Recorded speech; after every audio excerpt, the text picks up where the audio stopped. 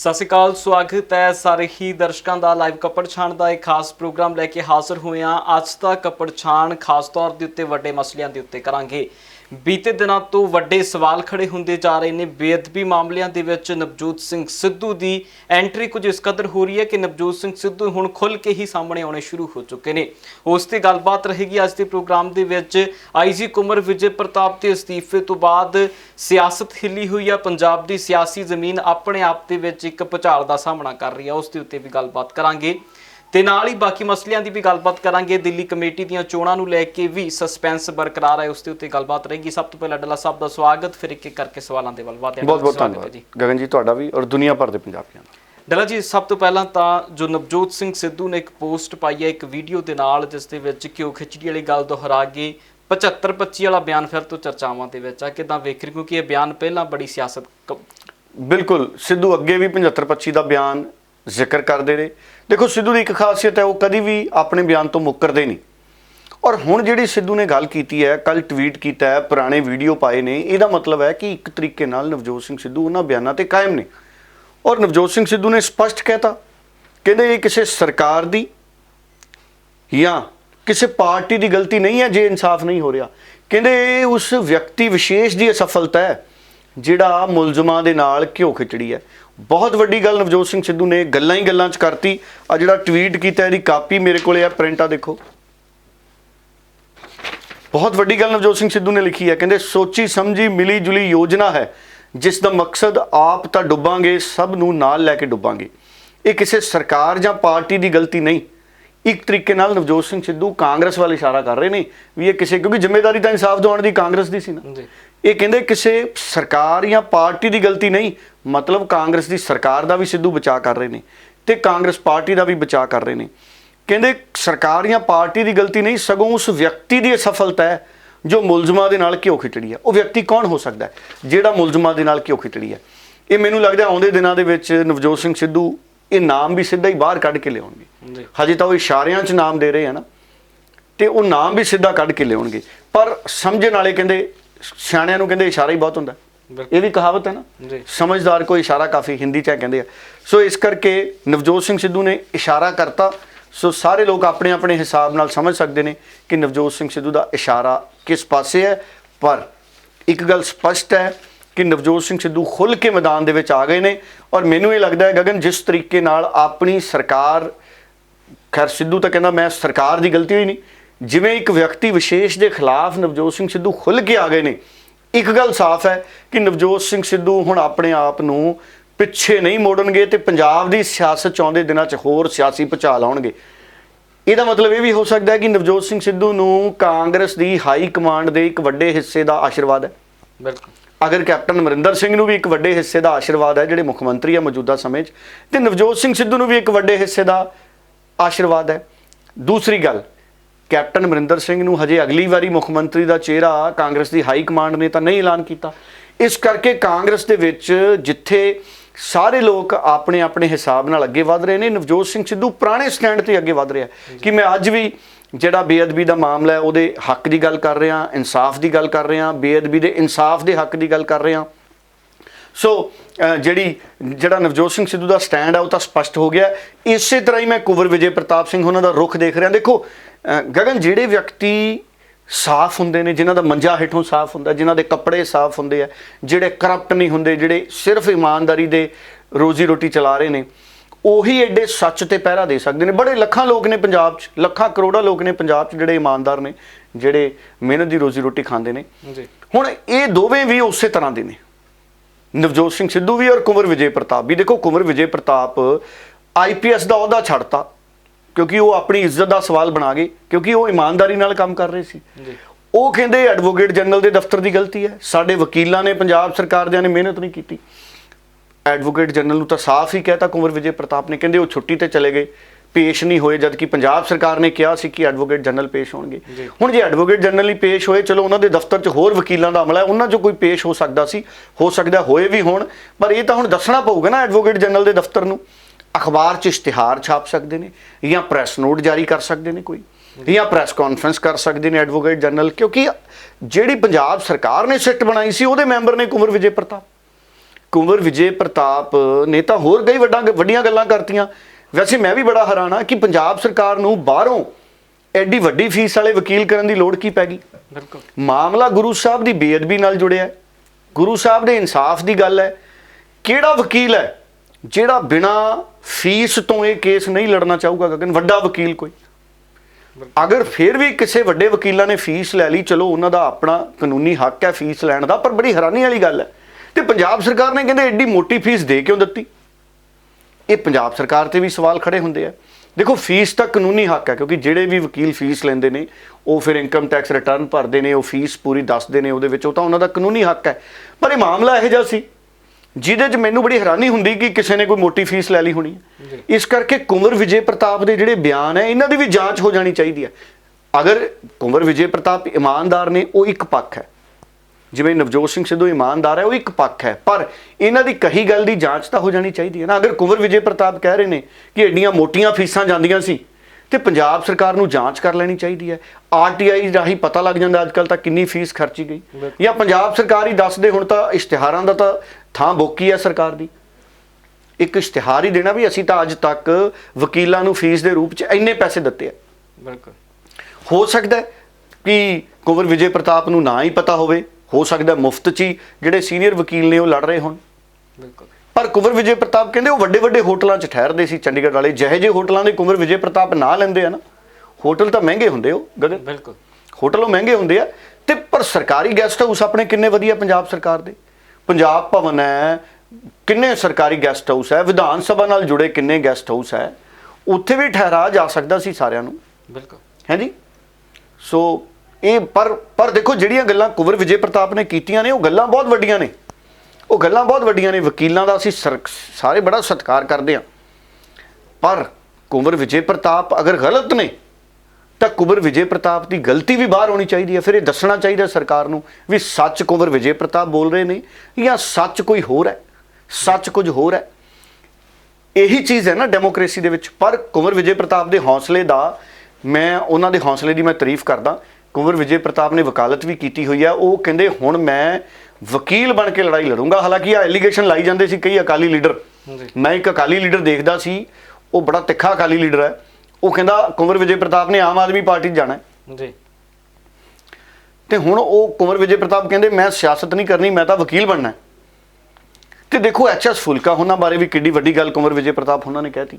ਇੱਕ ਇੰਟਰਵਿਊ 'ਚ ਕੁੰਵਰ ਵਿਜੇ ਪ੍ਰਤਾਪ ਕਹਿੰਦੇ ਮੈਂ ਤਾਂ ਫੁਲਕਾ ਸਾਹਿਬ ਨੂੰ ਕਿਹਾ ਸੀ ਤੁਸੀਂ ਕੇਸ ਆ ਕੇ ਲੜੋ, ਤੇ ਫੁਲਕਾ ਸਾਹਿਬ ਨੇ ਸਿੱਧੂ ਨੂੰ ਚਿੱਠੀ ਤਾਂ ਲਿਖ ਲਈ, ਪਰ ਕੀ ਫੁਲਕਾ ਸਾਹਿਬ ਕੁੰਵਰ ਵਿਜੇ ਪ੍ਰਤਾਪ ਦੇ ਸਵਾਲਾਂ ਦਾ ਜਵਾਬ ਦੇਣਗੇ? ਦੇਖੋ ਗਗਨ, ਇੱਕ ਗੱਲ ਦੇਖੋ, ਕੁੰਵਰ ਵਿਜੇ ਫੁਲਕਾ ਸਾਹਿਬ ਨੇ ਨਵਜੋਤ ਸਿੰਘ ਸਿੱਧੂ ਨੂੰ ਚਿੱਠੀ ਲਿਖੀ, ਸਿੱਧੂ ਨੇ ਅਗਲੇ ਦਿਨ ਹੀ ਜਵਾਬ ਦਿੱਤਾ। ਹੁਣ ਕੁੰਵਰ ਵਿਜੇ ਪ੍ਰਤਾਪ ਨੇ ਵੀ ਪਰਸੋਂ ਮੇਰੇ ਖਿਆਲ ਇੰਟਰਵਿਊ ਦਿੱਤੀ ਹੈ ਕਿ ਐਚ.ਐਸ. ਫੁਲਕਾ ਸਾਹਿਬ ਕੁੰਵਰ ਵਿਜੇ ਪ੍ਰਤਾਪ ਦੇ ਇਲਜ਼ਾਮਾਂ ਦਾ ਅੱਜ ਕੱਲ ਪਰਸੋਂ ਚੌਥੇ ਜਵਾਬ ਦੇਣਗੇ। ਫੁਲਕਾ ਸਾਹਿਬ ਦੀ ਅਸੀਂ ਬੜੀ ਇੱਜ਼ਤ ਕਰਦੇ ਹਾਂ, ਬੜੇ ਸੀਨੀਅਰ ਵਕੀਲ ਨੇ, ਪਰ ਕੁੰਵਰ ਵਿਜੇ ਪ੍ਰਤਾਪ ਦੇ ਇਲਜ਼ਾਮ ਬਹੁਤ ਵੱਡੇ ਨੇ। ਐਚ.ਐਸ. ਫੁਲਕਾ ਉਹਨਾਂ ਨੂੰ ਹੁਣ ਸਪਸ਼ਟ ਕਰਨਾ ਪਊਗਾ ਵੀ ਕੀ ਇੱਥੇ ਕੁੰਵਰ ਵਿਜੇ ਪ੍ਰਤਾਪ ਗਲਤ ਨੇ ਜਾਂ ਕੋਈ ਕਨਫਿਊਜ਼ਨ ਹੈ, ਕੋਈ ਦੁਚਿੱਤੀ ਵਾਲੀ ਸਥਿਤੀ ਹੈ। ਕਿਉਂਕਿ ਕੁੰਵਰ ਵਿਜੇ ਪ੍ਰਤਾਪ ਕਹਿੰਦੇ ਵੀ ਮੈਂ ਤਾਂ ਫੁਲਕਾ ਸਾਹਿਬ ਨੂੰ ਵੀ ਕਾਗਜ਼ ਭੇਜਦਾ ਰਿਹਾ। ਹੁਣ ਇੱਕ ਹੋਰ ਗੱਲ ਸਵਾਲਾਂ 'ਚ ਆ ਜਾਂਦੀ ਹੈ ਗਗਨ, ਇਹਦੇ ਤੇ ਜਾਂਚ ਵੀ ਹੋ ਸਕਦੀ ਹੈ। ਕੁੰਵਰ ਵਿਜੇ ਪ੍ਰਤਾਪ ਕਹਿੰਦੇ ਮੈਂ ਜਾਂਚ ਨਾਲ ਜੁੜੇ ਕਾਗਜ਼ ਵੀ ਭੇਜਦਾ ਰਿਹਾ ਫੁਲਕਾ ਸਾਹਿਬ ਨੂੰ ਸਲਾਹ ਮਸ਼ਵਰੇ ਲਈ। ਹੁਣ ਸਵਾਲ ਇਹ ਵੱਡਾ ਹੈ ਕਿ ਜਦੋਂ ਪੰਜਾਬ ਦਾ ਐਡਵੋਕੇਟ ਜਨਰਲ ਦਾ ਦਫ਼ਤਰ ਹੈ, ਪੰਜਾਬ ਦੇ ਸਰਕਾਰੀ ਵਕੀਲ ਨੇ, ਕੀ ਇੱਕ ਆਈਪੀਐਸ ਅਫਸਰ ਕਿਸੇ ਹੋਰ ਵਕੀਲ ਨੂੰ ਜਾਂਚ ਨਾਲ ਜੁੜੇ ਕਾਗਜ਼ਾਤ ਭੇਜ ਸਕਦਾ ਹੈ? ਇਹ ਇੰਟਰਵਿਊ 'ਚ ਕਹਿ ਰਹੇ ਸੀ ਕੁੰਵਰ ਵਿਜੇ ਪ੍ਰਤਾਪ ਜੀ, ਹੈ ਜੀ। ਹੁਣ ਇੱਥੇ ਕੁੰਵਰ ਵਿਜੇ ਪ੍ਰਤਾਪ ਉਹਨਾਂ ਤੋਂ ਵੀ ਪੁੱਛਿਆ ਜਾ ਸਕਦਾ ਹੈ ਵੀ ਕੀ ਇਹ ਮਨਜ਼ੂਰੀ ਹੁੰਦੀ ਹੈ ਜੀ ਕਿਸੇ ਵੀ ਵੱਡੇ ਆਈਪੀਐਸ ਅਫਸਰ ਨੂੰ ਜਿਹੜਾ ਇੱਕ ਐਡੇ ਵੱਡੇ ਮਾਮਲੇ ਦੀ ਜਾਂਚ ਕਰ ਰਿਹਾ ਹੈ, ਕਿ ਕੀ ਉਹ ਪੰਜਾਬ ਸਰਕਾਰ ਵੱਲੋਂ ਮੁਹੱਈਆ ਕਰਾਏ ਵਕੀਲਾਂ ਤੋਂ ਇਲਾਵਾ ਹੋਰ ਵਕੀਲਾਂ ਦੇ ਨਾਲ ਵੀ ਕੇਸ ਨਾਲ ਸੰਬੰਧਿਤ ਕਾਗਜ਼ਾਤ ਉਹਨਾਂ ਨੂੰ ਦੇ ਸਕਣ, ਭਾਵੇਂ ਸਲਾਹ ਮਸ਼ਵਰਾ ਲੈਣ ਲਈ? ਸਵਾਲ ਵੱਡਾ ਹੈ ਨਾ ਜੀ, ਕਿਉਂਕਿ ਫੁਲਕਾ ਸਾਹਿਬ ਤਾਂ ਸਰਕਾਰੀ ਵਕੀਲ ਨਹੀਂ ਹੈ, ਕੁੰਵਰ ਵਿਜੇ ਪ੍ਰਤਾਪ ਸਿੰਘ ਸਰਕਾਰੀ ਅਫਸਰ ਨੇ, ਆਈਪੀਐਸ ਨੇ। ਸੋ ਇਸ ਕਰਕੇ ਇਮਾਨਦਾਰੀ ਤੇ ਸ਼ੱਕ ਨਹੀਂ, ਪਰ ਜਿਹੜੀਆਂ ਕੁੰਵਰ ਵਿਜੇ ਪ੍ਰਤਾਪ ਹੁਣੀ ਗੱਲਾਂ ਕਰ ਰਹੇ ਨੇ, ਪਬਲਿਕ ਡੋਮੇਨ 'ਚ ਗੱਲਾਂ ਕਰ ਰਹੇ ਨੇ, ਟੈਲੀਵਿਜ਼ਨਾਂ ਤੇ ਮੀਡੀਆ 'ਚ ਗੱਲਾਂ ਕਰ ਰਹੇ ਨੇ, ਸੋ ਉਹਨਾਂ ਤੋਂ ਵੀ ਪੁੱਛਣਾ ਫਰਜ਼ ਬਣਦਾ ਸਾਡਾ ਵੀ ਕੁੰਵਰ ਵਿਜੇ ਪ੍ਰਤਾਪ ਅਗਰ ਕਹਿ ਰਹੇ ਨੇ ਫੁਲਕਾ ਸਾਹਿਬ ਨੂੰ ਕਿ ਮੈਂ ਕਾਗਜ਼ ਭੇਜੇ, ਹੁਣ ਫੁਲਕਾ ਸਾਹਿਬ ਦੱਸਣ ਵੀ ਕੀ ਕਾਗਜ਼ ਭੇਜੇ ਜਾਂ ਨਹੀਂ ਭੇਜੇ। ਤੇ ਫੂਲਕਾ ਸਾਹਿਬ ਨੇ ਜਿਹੜਾ ਕੁੰਵਰ ਵਿਜੇ ਪ੍ਰਤਾਪ ਕਹਿੰਦੇ ਨੇ ਵੀ ਫੂਲਕਾ ਸਾਹਿਬ ਕਹਿੰਦੇ ਵੀ ਫੂਲਕਾ ਸਾਹਿਬ ਨੂੰ ਮੈਂ ਕਿਹਾ ਤੁਸੀਂ ਕੇਸ ਲੜੋ। ਸੋ ਸਥਿਤੀ ਸਪਸ਼ਟ ਸਾਰਿਆਂ ਨੂੰ ਕਰਨੀ ਬਣਦੀ ਹੈ ਜੀ, ਕਿਉਂਕਿ ਇਹ ਮਾਮਲੇ ਬਹੁਤ ਵੱਡੇ ਨੇ। ਇਹਨਾਂ ਮਸਲਿਆਂ ਤੇ ਹਜੇ ਸਿਆਸਤ ਵੀ ਹੋਣੀ ਆ। ਦੇਖੋ ਬਿਆਨ ਵੀ ਆਉਣੇ ਸ਼ੁਰੂ ਹੋ ਗਏ, ਹਜੇ ਜੱਜਮੈਂਟ ਨਹੀਂ ਆਈ। ਦਲਜੀਤ ਚੀਮਾ ਦਾ ਬਿਆਨ ਆ ਗਿਆ, ਰਾਜਕੁਮਾਰ ਵੇਰਕਾ ਦਾ ਬਿਆਨ ਆ ਗਿਆ, ਕਾਂਗਰਸੀ ਆਗੂ ਹੈ ਰਾਜਕੁਮਾਰ ਵੇਰਕਾ, ਕਹਿੰਦੇ ਅਸਤੀਫਾ ਨਹੀਂ ਸੀ ਦੇਣਾ ਚਾਹੀਦਾ ਕੁੰਵਰ ਵਿਜੇ ਪ੍ਰਤਾਪ ਉਹਨਾਂ ਨੂੰ, ਅਸੀਂ ਫੇਰ ਸਿੱਟ ਬਣਾਵਾਂਗੇ, ਅਸੀਂ ਫੇਰ ਸਿੱਟ ਬਣਾਵਾਂਗੇ, ਕਹਿੰਦੇ ਅਸੀਂ ਇਨਸਾਫ ਦੇਵਾਂਗੇ, ਸਾਡਾ ਵਾਅਦਾ ਹੈ। ਵੇਰਕਾ ਸਾਹਿਬ ਪਤਾ ਨਹੀਂ ਐਡੀ ਕਾਹਲੀ ਕਰ ਗਏ, ਮੈਨੂੰ ਲੱਗਦਾ ਹੈ ਗਗਨ ਡੱਲਾ ਸਾਹਿਬ ਇੱਕ ਵੇਰਕਾ ਸਾਹਿਬ ਦੀ ਗੱਲ ਸੁਣਾ ਦਿਓ, ਕਾਹਲੀ ਕਿਉਂ ਕਰ ਗਏ? ਸਾਲ ਤਾਂ ਇਲੈਕਸ਼ਨਾਂ ਨੂੰ ਨਹੀਂ ਰਹਿ ਗਿਆ, ਪਹਿਲਾਂ 4 ਸਾਲਾਂ 'ਚ ਤਾਂ ਹਜੇ ਤੱਕ ਜਾਂਚ ਮੁਕੰਮਲ ਮਸਾਂ ਹੋਈ ਸੀ।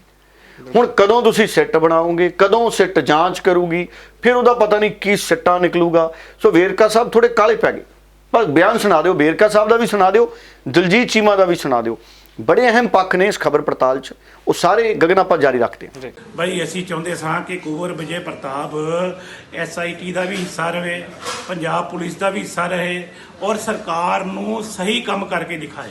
ਲੇਕਿਨ ਮੈਨੂੰ ਦੁੱਖ ਦੇ ਨਾਲ ਇਹ ਕਹਿਣਾ ਪੈ ਰਿਹਾ ਹੈ ਕਿ ਕੁੰਵਰ ਵਿਜੇ ਪ੍ਰਤਾਪ ਸਿੰਘ ਹੋਰਾਂ ਨੂੰ ਆਪਣੇ ਕੰਮ ਨੂੰ ਮੁਕੰਮਲ ਕਰਨ ਤੋਂ ਪਹਿਲੇ ਇਹ ਜਿਹੜੀ ਹੈ ਉਹ ਰਿਜ਼ਾਈਨ ਕਰਕੇ ਨਹੀਂ ਜਾਣਾ ਚਾਹੀਦਾ ਸੀ।